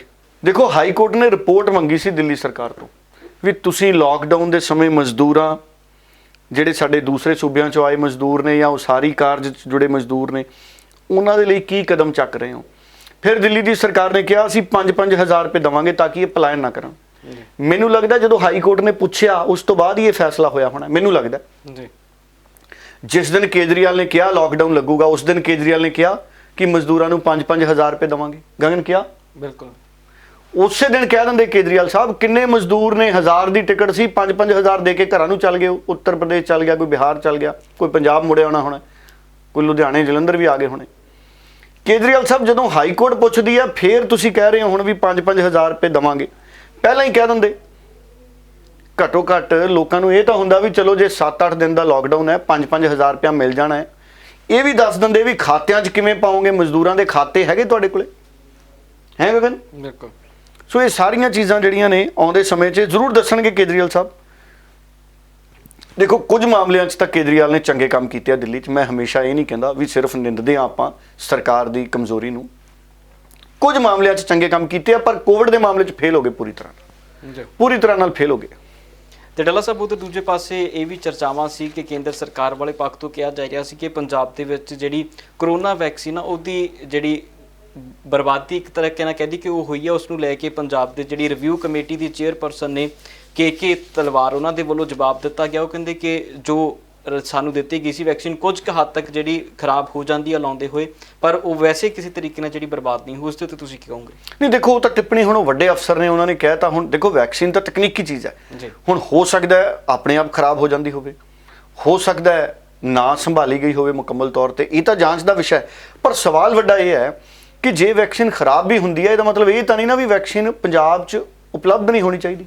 ਵੈਕਸੀਨ ਤਾਂ ਉਪਲਬਧ ਹੋਣੀ ਚਾਹੀਦੀ ਹੈ, ਖੁੱਲੀ ਮਾਤਰਾ 'ਚ ਉਪਲਬਧ ਹੋਣੀ ਚਾਹੀਦੀ ਹੈ ਤਾਂ ਕਿ ਸਾਰੇ ਲੋਕਾਂ ਨੂੰ ਲੱਗ ਸਕੇ। ਹੁਣ ਵੀ ਤਾਂ ਸਰਕਾਰ ਨੇ ਕਿਹਾ ਨਾ ਕਿ ਜੇ ਸਰਕਾਰੀ ਅਦਾਰਿਆਂ ਨੂੰ ਚਾਹੀਦੀ ਹੈ, ਸੂਬਿਆਂ ਨੂੰ ਚਾਹੀਦੀ ਹੈ ਤਾਂ 400 ਰੁਪਏ, ਪ੍ਰਾਈਵੇਟ ਹਸਪਤਾਲਾਂ ਨੂੰ ਚਾਹੀਦੀ ਹੈ ਤਾਂ 600 ਰੁਪਏ। ਇਹ ਸਰਕਾਰ ਨੂੰ ਪਹਿਲਾਂ ਕਦਮ ਚੁੱਕਣੇ ਚਾਹੀਦੇ ਸੀ। ਅਸਲ 'ਚ ਸਰਕਾਰ ਨੇ ਕਦਮ ਤਾਂ ਚੁੱਕੇ ਨੇ ਗਗਨ, ਲੇਟ ਚੁੱਕੇ ਨੇ। ਜਿਵੇਂ ਕਈ ਵਾਰੀ ਆਪਾਂ ਜਵਾਕ ਨੂੰ ਸਕੂਲ ਤਾਂ ਲਾ ਦਿੰਦੇ ਹਾਂ, ਕਈ ਵਾਰੀ ਲੇਟ ਲਾਉਂਦੇ ਆ, ਉਹਦੇ ਨਾਲ ਦੇ ਦੂਜੀ 'ਚ ਹੋ ਚੁੱਕੇ ਹੁੰਦੇ ਨੇ। ਜਦੋਂ ਆਪਾਂ ਆਪਣੇ ਨਿਆਣੇ ਨੂੰ ਪਹਿਲੀ 'ਚ ਲਾਉਂਦੇ ਆ ਪਿੱਛੇ ਰਹਿ ਜਾਂਦਾ। ਸੋ ਇਸ ਮਾਮਲੇ 'ਚ ਸਰਕਾਰ ਪਿੱਛੇ ਰਹਿ ਗਈ। ਸਰਕਾਰ ਨੇ ਗਲਤੀ ਕਰ ਲਈ ਵੀ ਸਮੇਂ ਸਿਰ ਕਦਮ ਨਹੀਂ ਚੁੱਕੇ, ਕਿਉਂਕਿ ਪਹਿਲਾਂ ਸਰਕਾਰ ਰੈਲੀਆਂ 'ਚ ਰੁੱਝੀ ਹੋਈ ਸੀ। ਕੇਜਰੀਵਾਲ ਸਾਹਿਬ ਵੀ ਰੈਲੀਆਂ 'ਚ ਰੁੱਝੇ ਸੀ। ਆ ਪੰਜਾਬ 'ਚ ਦੇਖੋ ਕਰਕੇ ਗਏ ਰੈਲੀ, 21 ਮਾਰਚ ਨੂੰ ਰੈਲੀ ਕਰਕੇ ਗਏ ਨੇ ਨਾ। 21 ਮਾਰਚ ਨੂੰ ਪੰਜਾਬ 'ਚ ਵੀ ਕੇਸ ਆਏ ਸੀ। ਉਸ ਦਿਨ ਕੇਜਰੀਵਾਲ ਸਾਹਿਬ ਨੂੰ ਸਮਝ ਲੈਣਾ ਚਾਹੀਦਾ ਸੀ ਵੀ ਜੇ ਪੰਜਾਬ 'ਚ ਇੰਨੇ ਕੇਸ ਆਈ ਜਾਂਦੇ ਆ ਵੀ ਭਾਈ ਕੱਲ੍ਹ ਨੂੰ ਦਿੱਲੀ 'ਚ ਵੀ ਆ ਸਕਦੇ ਆ। ਦਿੱਲੀ 'ਚ ਵੀ ਉਦੋਂ ਆ ਰਹੇ ਸੀ, ਘੱਟ ਆ ਰਹੇ ਸੀ। ਜਦੋਂ ਦੇਖੋ ਇੰਡੀਆ 'ਚ ਕਿਵੇਂ ਫੈਲਿਆ ਇਹ ਕੋਵਿਡ, ਇੰਡੀਆ 'ਚ ਇੱਕੋ ਵਿਅਕਤੀ ਤੋਂ ਫੈਲਿਆ ਨਾ, ਜਾਂ 5, 10, 15, 20, 50, 100 ਵਿਅਕਤੀਆਂ ਤੋਂ ਫੈਲਿਆ ਹੋਣਾ। ਹੁਣ 100 ਵਿਅਕਤੀਆਂ ਤੋਂ ਫੈਲਿਆ ਲੱਖਾਂ ਕਰੋੜਾਂ ਤੱਕ ਪਹੁੰਚ ਗਿਆ ਪੂਰੀ ਦੁਨੀਆ 'ਚ। ਸੋ ਇਸ ਕਰਕੇ ਜੇ ਦਿੱਲੀ 'ਚ ਕੁਝ 100 ਕੇਸ ਸੀ ਉਹਨਾਂ ਨੂੰ ਵੀ ਗੰਭੀਰਤਾ ਦੇ ਨਾਲ ਲਿਆ ਜਾਣਾ ਚਾਹੀਦਾ ਸੀ। ਬਿਲਕੁਲ। ਮੁੱਖ ਮੰਤਰੀ ਹੋਣ ਦਾ ਮਤਲਬ ਕੀ ਹੈ? ਮੁੱਖ ਮੰਤਰੀ ਹੋਣ ਦਾ ਮਤਲਬ ਇਹ ਹੈ ਕਿ ਕੋਈ ਵੀ ਖਤਰਾ ਹੋਵੇ। ਦੇਖੋ ਹੁਣ ਤੁਸੀਂ ਦੱਸੋ, ਸਰਹੱਦ ਤੇ ਜੰਗ ਤਾਂ ਨਹੀਂ ਲੱਗੀ ਹੋਈ ਨਾ ਚੀਨ ਨਾਲ ਲੱਗੀ ਨਾ ਪਾਕਿਸਤਾਨ ਨਾਲ ਲੱਗੀ ਆ, ਪਰ ਆਪਣੀਆਂ ਫੌਜੀਆਂ ਦੀਆਂ ਟੁਕੜੀਆਂ ਤੈਨਾਤ ਨੇ ਨਾ ਗਗਨ। ਤੁਸੀਂ ਇੱਕ ਦਿਨ ਵੀ ਅਫੋਰਡ ਕਰਦੇ ਹੋ ਵੀ ਫੌਜੀਆਂ ਨੂੰ ਕਹੋ ਵੀ ਜੰਗ ਤਾਂ ਲੱਗੀ ਨਹੀਂ, ਵੀ ਤੁਸੀਂ ਚਲੋ ਵੀ ਆਪਣੇ ਆਪਣੇ ਘਰਾਂ ਨੂੰ ਤੇ ਛੁੱਟੀਆਂ ਕੱਟ ਕੇ ਆਓ? ਕਹਿ ਸਕਦਾ ਕੋਈ ਸਰਕਾਰ? ਬਿਲਕੁਲ। ਕਿਉਂ ਆਪਾਂ ਫੌਜੀ ਨਹੀਂ ਹਟਾਉਂਦੇ ਬਾਰਡਰ ਤੋਂ? ਸਾਡੇ ਫੌਜੀ ਕਿਉਂ ਸਾਰੀ ਜ਼ਿੰਦਗੀ ਉੱਥੇ ਦਾਅ ਤੇ ਲਾਉਂਦੇ ਨੇ? ਕਿਉਂਕਿ ਇੱਕ ਦਿਨ ਅਗਰ ਫੌਜੀ ਆਪਣਾ ਮੋਰਚਾ ਛੱਡ ਕੇ ਆ ਜਾਣ, ਹਮਲਾ ਹੋ ਸਕਦਾ ਹੈ। ਮੁੱਖ ਮੰਤਰੀਆਂ ਨੂੰ ਕੋਵਿਡ ਦੇ ਨਾਲ ਇਹੋ ਜਿਹੀ ਜੰਗ ਲੜਨੀ ਚਾਹੀਦੀ ਸੀ ਵੀ ਜਦ ਤੱਕ ਇੱਕ ਇੱਕ ਕੇਸ ਨਹੀਂ ਖਤਮ ਹੋ ਜਾਂਦਾ ਅਸੀਂ ਚੁੱਪ ਕਰਕੇ ਨਹੀਂ ਬਹਿਣਾ। ਪਰ ਸਾਡੇ ਮੁੱਖ ਮੰਤਰੀ ਤਾਂ ਰੈਲੀਆਂ 'ਚ ਲੱਗ ਗਏ ਸਾਰੇ ਹੀ। ਪ੍ਰਧਾਨ ਮੰਤਰੀ ਸਾਹਿਬ ਵੀ ਰੈਲੀਆਂ 'ਚ ਬਹੁਤ ਰੁੱਝੇ ਰਹੇ। ਬਿਲਕੁਲ। ਟੱਲਾ ਸਾਹਿਬ, ਇੱਕ ਸੁਭਾਵਿਕ ਜਿਹਾ ਸਵਾਲ ਉੱਠਦਾ ਹੈ ਕਿ ਜਿਸ ਦਰਮਿਆਨ ਜਦੋਂ ਪਹਿਲੀ ਲਹਿਰ ਪੂਰੇ ਦੇਸ਼ ਦੇ ਵਿੱਚ ਆਈ ਹੈ ਤੇ ਉਸ ਤੋਂ ਬਾਅਦ ਤਕਰੀਬਨ ਸਾਡੇ ਮੁਲਕ ਦੇ ਵਿੱਚ 6 ਮਹੀਨਿਆਂ ਦਾ ਸਮਾਂ ਸਾਡੇ ਕੋਲ ਸੀ ਜਦੋਂ ਅਸੀਂ ਪੂਰੇ ਦੇਸ਼ ਦੇ ਵਿੱਚ ਵੈਕਸੀਨੇਸ਼ਨ ਲਾ ਸਕਦੇ ਸੀ, ਪਰ ਉਸ ਦਰਮਿਆਨ ਅਜਿਹਾ ਕੁਝ ਨਹੀਂ ਹੋਇਆ। ਜਿਹੜੇ ਮੁਲਕਾਂ ਨੇ ਸਾਡੇ ਤੋਂ ਵੈਕਸੀਨ ਲਈ, ਕਈ ਅਜਿਹੇ ਮੁਲਕ ਨੇ ਜਿਹੜੇ 90% ਤੱਕ ਵੈਕਸੀਨ ਲਾ ਚੁੱਕੇ ਨੇ। ਕੀ ਅਸੀਂ ਉਹਨਾਂ 6 ਮਹੀਨਿਆਂ ਦੇ ਵਿੱਚ ਰੈਲੀਆਂ ਦੇ ਵਿੱਚ ਜੁਟ ਕੇ ਜਿਸ 6 ਮਹੀਨਿਆਂ ਦੇ ਵਿੱਚ ਸਾਨੂੰ ਵੈਕਸੀਨ ਲਾਉਣੀ ਚਾਹੀਦੀ? ਕਿਉਂਕਿ ਨਹੀਂ, ਅਸੀਂ ਗੰਭੀਰਤਾ ਦੇ ਨਾਲ ਨਹੀਂ ਲਿਆ। ਮੈਨੂੰ ਇਹ ਲੱਗਦਾ ਹੈ ਕਿ ਜਿਹੜੇ ਸਾਡੇ ਲੋਕ ਮੰਤਰੀ ਨੇ, ਮੁੱਖ ਮੰਤਰੀ ਨੇ, ਉਹ ਵੀ ਸਾਡੇ ਚੋਂ ਹੀ ਹੈ ਜੀ। ਜਿਵੇਂ ਦੇ ਅਸੀਂ ਆਮ ਲੋਕ ਆ ਉਹੇ ਜਿਹੇ ਉਹ ਲੋਕ ਨੇ। ਉਹ ਕੋਈ ਵੱਖਰੀ ਦੁਨੀਆ ਤੋਂ ਨਹੀਂ ਆਏ। ਉਹ ਉਹਨਾਂ ਦੀ ਕਿਸਮਤ ਚੰਗੀ ਸੀ ਵੀ ਲੋਕਾਂ ਨੇ ਉਹਨਾਂ ਨੂੰ ਚੁਣ ਲਿਆ ਵੀ ਚਲੋ ਅਸੀਂ ਤੁਹਾਨੂੰ ਮੁੱਖ ਮੰਤਰੀ, ਤੁਹਾਨੂੰ ਪ੍ਰਧਾਨ ਮੰਤਰੀ, ਤੁਹਾਨੂੰ ਮੰਤਰੀ ਤੇ ਤੁਹਾਨੂੰ ਅਸੀਂ ਆਹ ਬਣਾਉਣੇ ਅਫਸਰ ਜੀ। ਦੇਖੋ, ਜ਼ਿੰਮੇਵਾਰੀ ਤਾਂ ਉਹਨਾਂ ਦੀ ਬਣਦੀ ਹੋਈ ਸੀ। ਜ਼ਿੰਮੇਵਾਰੀ ਤਾਂ ਉਹਨਾਂ ਦੀ ਬਣਦੀ ਹੋਈ ਸੀ ਕਿ ਉਹ ਲਗਾਤਾਰ ਖਿਆਲ ਰੱਖਦੇ ਕਿ ਦੂਸਰੀ ਲਹਿਰ ਦਾ ਕੀ ਖਤਰਾ ਹੋ ਸਕਦਾ ਹੈ। ਡਾਕਟਰ ਤਾਂ ਦੱਸਦੇ ਹੋਣਗੇ ਉਹਨਾਂ ਨੂੰ, ਅਫਸਰ ਤਾਂ ਦੱਸਦੇ ਹੋਣਗੇ ਨਾ। ਬਿਲਕੁਲ। ਜਾਂ ਇਹ ਮੁੱਖ ਮੰਤਰੀ, ਪ੍ਰਧਾਨ ਮੰਤਰੀ ਸਾਹਿਬ ਸਾਰੇ ਅਫਸਰਾਂ ਤੇ ਕਾਰਵਾਈ ਕਰ ਦੇਣ ਵੀ ਤੁਸੀਂ ਸਾਨੂੰ ਰਿਪੋਰਟਾਂ ਕਿਉਂ ਨਹੀਂ ਦਿੱਤੀਆਂ। ਡਾਕਟਰਾਂ ਨੂੰ ਕਹਿ ਦੇਣ ਵੀ ਤੁਸੀਂ ਸਾਨੂੰ ਕਿਉਂ ਨਹੀਂ ਦੱਸਿਆ ਵੀ ਇਹ ਖਤਰਾ ਆ ਸਕਦਾ। ਇਸ਼ਤਿਹਾਰਾਂ 'ਚ ਤਾਂ ਦੱਸੀ ਜਾਂਦੇ ਸੀ ਸਾਰੇ। ਇਸ਼ਤਿਹਾਰ ਤਾਂ ਕੇਜਰੀਵਾਲ ਦੇ ਵੀ ਨਹੀਂ ਬੰਦ ਹੋਏ ਵੀ ਕੇਜਰੀਵਾਲ ਵੀ ਕਹਿੰਦਾ ਸੀ ਵੀ ਦੂਰੀ ਬਣਾ ਕੇ ਰੱਖੋ। ਕਈ ਵਾਰੀ ਧਾਰਾ 144 ਲਾਤੀ, ਫਾਸਲੇ ਬਣਾ ਕੇ ਰੱਖੋ। ਕੇਜਰੀਵਾਲ ਦੇ ਇਸ਼ਤਿਹਾਰ ਕਿੰਨੇ ਆ ਚੱਲਦੇ ਆ। ਬਿਲਕੁਲ ਟੱਲਾ ਸਾਹਿਬ, ਇਹ ਤਾਂ ਪਰ ਕੇਜਰੀਵਾਲ ਇੱਥੇ ਰੈਲੀ ਕਰ ਗਿਆ ਪੰਜਾਬ 'ਚ। ਉਸ ਦਿਨ ਇਸ਼ਤਿਹਾਰ ਨਹੀਂ ਸੁਣਿਆ ਹੋਣਾ ਕੇਜਰੀਵਾਲ ਨੇ ਆਪਣਾ। ਬਿਲਕੁਲ। ਵੀ ਮੈਂ ਦਿੱਲੀ 'ਚ ਤਾਂ ਕਹਿੰਦਾ ਸੀ ਦੂਰੀ ਬਣਾ ਕੇ ਰੱਖੋ ਤੇ ਮੇਰੀ ਰੈਲੀ 'ਚ ਲੋਕ ਜੱਫੀਆਂ ਪਾਈ ਜਾਂਦੇ। ਗੱਲ ਸਿਰਫ ਕੇਜਰੀਵਾਲ ਸਾਹਿਬ ਦੀ ਨਹੀਂ, ਹੋਰ ਵੀ ਮੈਂ ਸੁਖਬੀਰ ਦੀ ਵੀ ਗੱਲ ਕਰਦਾ ਹੁੰਦਾ ਪੰਜਾਬ 'ਚ। ਦੇਖੋ, ਸੁਖਬੀਰ ਬਾਦਲ ਆਪ ਪੋਜ਼ਿਟਿਵ ਹੋਇਆ, ਹਸਪਤਾਲ 'ਚ ਗਿਆ। ਮੇਰਾ ਖਿਆਲ ਉਹ ਗੁੜਗਾਉਂ ਵਾਲੇ ਹਸਪਤਾਲ 'ਚ ਕਿਸੇ 'ਚ। ਅਸੀਂ ਅਰਦਾਸ ਕੀਤੀ ਵੀ ਭਾਈ ਜਲਦੀ ਠੀਕ ਹੋ ਜਾਏ। ਠੀਕ ਹੋ ਕੇ ਸੁਖਬੀਰ ਬਾਦਲ ਫਿਰ ਰੈਲੀ 'ਚ ਪਹੁੰਚ ਗਿਆ ਸਰਹੱਦ ਤੇ। ਜੀ। ਇਸੇ ਤਰ੍ਹਾਂ ਬੀਜੇਪੀ ਦੇ ਕਿੰਨੇ ਲੀਡਰ ਨੇ ਦੇਖੋ ਰੈਲੀਆਂ 'ਚ। ਬੀਜੇਪੀ ਦੇ ਲੀਡਰਾਂ ਦੀਆਂ ਰੈਲੀਆਂ 'ਚ ਦੇਖੋ ਕਿਵੇਂ ਲੋਕ, ਅੱਧੇ ਤਾਂ ਬੀਜੇਪੀ ਦੇ ਲੀਡਰ ਆਪ ਨਹੀਂ ਮਾਸਕ ਪਾਉਂਦੇ ਸੀ। ਬਿਲਕੁਲ। ਸੋ ਇਸ ਕਰਕੇ ਇਹ ਜ਼ਿੰਮੇਵਾਰੀ ਤਾਂ ਦੇਖੋ ਸਰਕਾਰਾਂ ਦੀ ਬਣਦੀ ਸੀ। ਸਰਕਾਰਾਂ ਨੇ ਆਪ ਵੀ ਅਣਗਹਿਲੀ ਕੀਤੀ ਹੈ।